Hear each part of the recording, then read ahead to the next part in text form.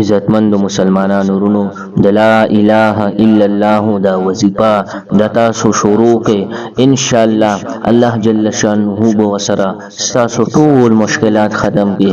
الله جل شانه بو وسرا تاسو جایز حاجتونه دا به پوره کړي. دا ډیره طاقتوره وظیفه ده او زه اکثر تاسو توامه چې په وظیفه باندې ځان وکوي او چې تاسو له هر څوک وظیفه درکې هر مولوی سیبي تر اخره پورې بیان اوري چې په وظیفه باندې ځان پوه کوي.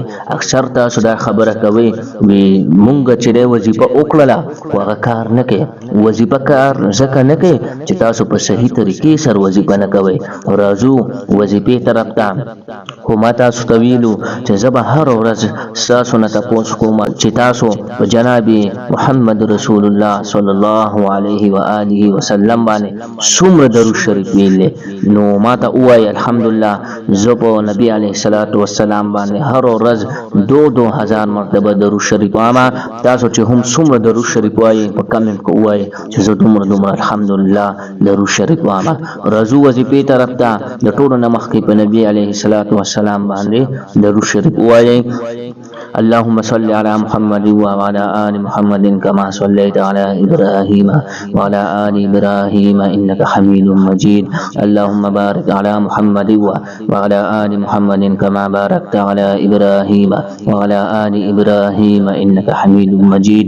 دا وظیفه د لا إله إلا الله دا بتاسو د سحر د موز نه پس کوي او که سحر د موز نه پس در نه پاتې شو د ماسختن د موز نه پس هم کول شي. نو التحیات باندې بکینی د موز نه پس نو وو پیری بتاسو د موز درود شریف وایي. بیا بتاسو لا اله الا الله لا اله الا الله 1500 پیری وایي. اخر کې بیا بتاسو وو پیری د موز درود شریف وایي. دې سر بساسو وظیفه دا به پوره شي. استاد بوای چې دا وظیفه دا به مونږه څومره وخت کو دا به تر هغه وخت پورې کوي چې تر څو پورې ساسو حاجتونه دا پوره شوي ني ساسو مشکلات دا ختم شوي ني. او اخره کې بیا تاسو به دوا غواړي د دوا نه مخکې به درود شریف وایي یا وپیرا.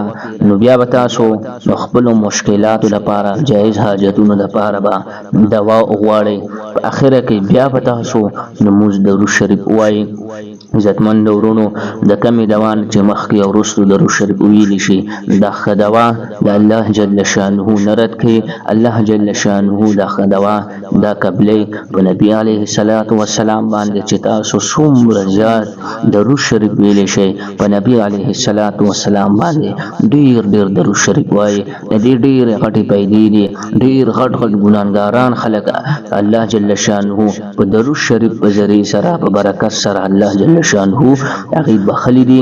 تاسو هم ډیر ډیر درود شریف وایي.